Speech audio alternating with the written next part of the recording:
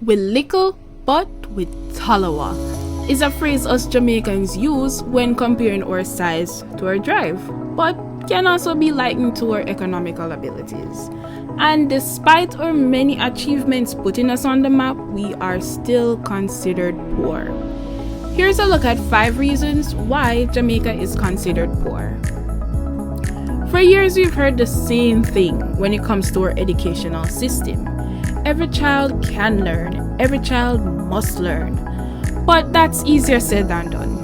Jamaica continues to have an education system that lacks resources. This is our first reason why Jamaica is considered poor.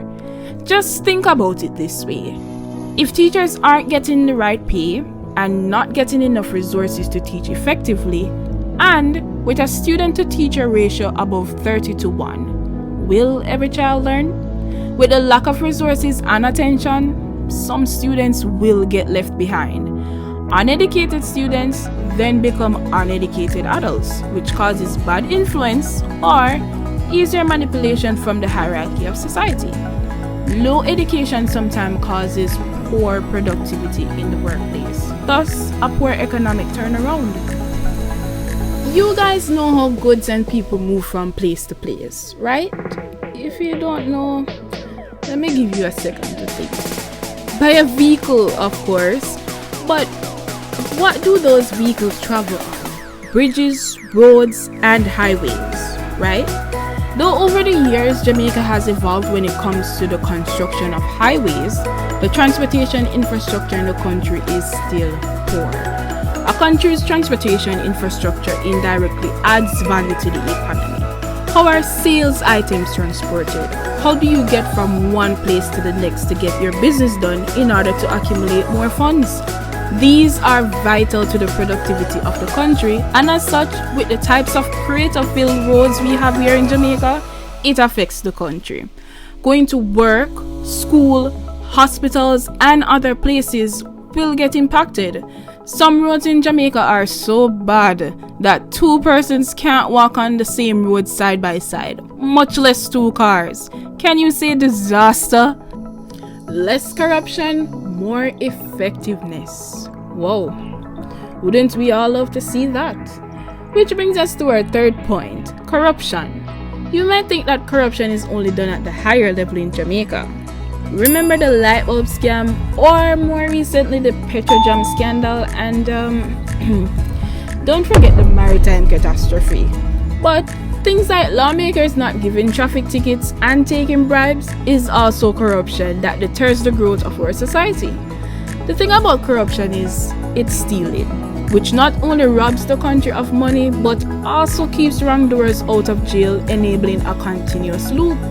Even the mass population is corrupted. I said what I said, okay?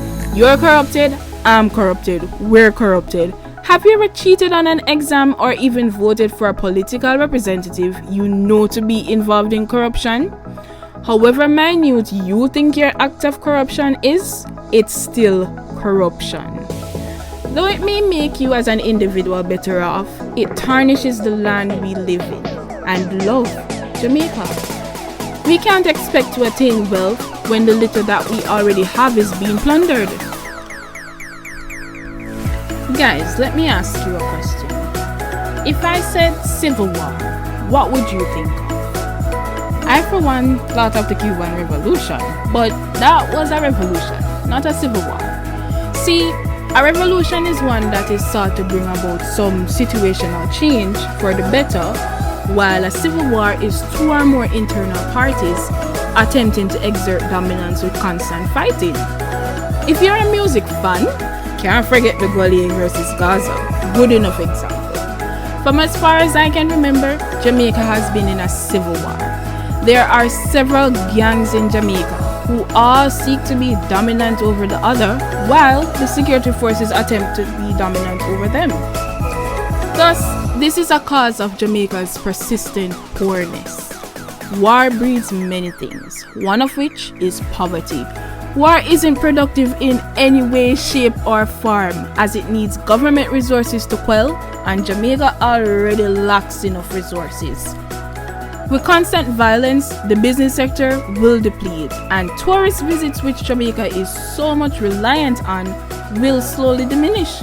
A civil war causes a ripple effect that may contribute to lesser productivity in the future. Before we move on to the next point, I'd like you to look around yourself and try to find 5 things, just 5 things made in Jamaica. If you're having a hard time, that's understandable, because Jamaica has a consumer-focused mentality, and that is another reason why the country is considered poor. We tend to focus more on buying than selling. The money that is supposed to be rotated in our country ends up leaving because we're employing other countries to do our work or employing the use of goods manufactured outside the country. We need to get value outside and disperse it internally.